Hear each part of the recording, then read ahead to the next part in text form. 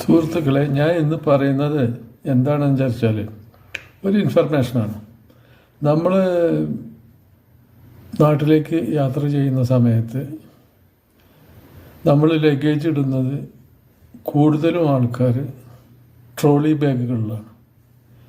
ഈ trolley ബാഗുകളിൽ luggage ഇട്ട് പോയി കഴിഞ്ഞാൽ ഇപ്പോഴെന്നുള്ളതല്ല, പണ്ടും നമ്മൾ കാലിക്കറ്റ് എയർപോർട്ടാണെങ്കിലും കൊച്ചിൻ എയർപോർട്ടാണെങ്കിലും അവിടെയൊക്കെ പോകുന്ന സമയത്ത് നമ്മുടെ ലഗേജിൽ നിന്ന് സാധനങ്ങൾ മിസ്സാവുന്നുണ്ട്. അത് തുറന്ന് വിലപിടിപ്പുള്ള സാധനങ്ങൾ എടുക്കുന്നുണ്ട്.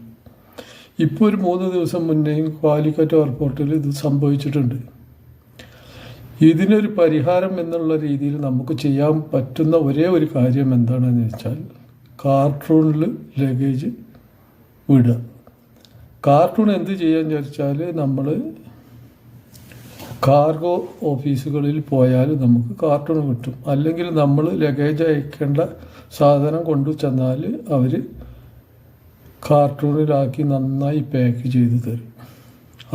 അത് കൊണ്ടുപോയാൽ അവർക്കത് പൊളിച്ച് സാധനം എടുക്കാൻ പറ്റില്ല.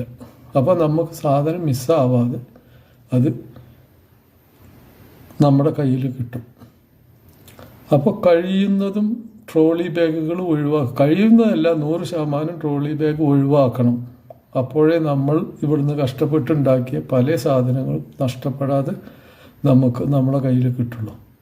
ഇനി ട്രോളി ബാഗിൽ നിന്ന് നഷ്ടപ്പെട്ടിട്ട് നമ്മൾ എയർപോർട്ടിൽ കംപ്ലൈൻറ്റ് ചെയ്യാൻ നിന്നാലും കംപ്ലൈൻറ്റ് ചെയ്തിട്ട് എന്നല്ലാതെ അത് തിരിച്ചു കിട്ടിയൊരു ചരിത്രം ഞാൻ കേട്ടിട്ടില്ല.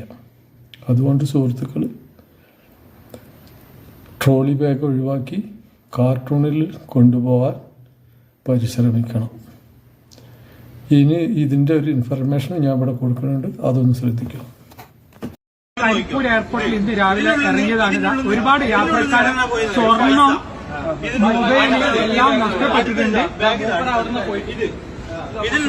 ഇതിൽ നിന്നും ഫോണ് ഈ ബാഗ് പൊട്ടിച്ചത് എങ്ങനെയാ നോക്കാം. ലോക്ക് ഇട്ടതാണ്, ലോക്ക് പൊട്ടിച്ചത്, അത് പൊട്ടിച്ച് ഇതിൽ നിന്ന് മൊബൈല് പൈസയും വേറെയും പോയിട്ടുണ്ട്. അടുത്തത് അതാ ഇയാളത് എന്താ പോയിട്ടുള്ളത് എന്ന് വെച്ച് കഴിഞ്ഞാല് ഗോൾഡ്, പാസ്പോർട്ട്, വേറെ എന്തെല്ലാന്നുള്ളത് ഇതാ കുറെ പേപ്പേഴ്സ് പോയി, ഗോൾഡ് അവസ്ഥ ഇതാ. പിന്നെ ഒരു ടിസോട്ട് വാച്ചും അതിന്റെ ഇടയിൽ വേറെ എന്തെല്ലാം നമുക്കറിയാൻ പറ്റും. ഇന്ന് രാവിലെ കരിപ്പൂർ എയർപോർട്ടിൽ നടന്നതാണ്. പ്രവാസികൾ വളരെ ഡേറ്റ് ജസ്റ്റ് പറഞ്ഞോടത്തേക്ക് 20-ാം തീയതി ഫെബ്രുവരി 20-ാം തീയതി ഇന്ന് രാവിലെ നടന്നതാണിത്.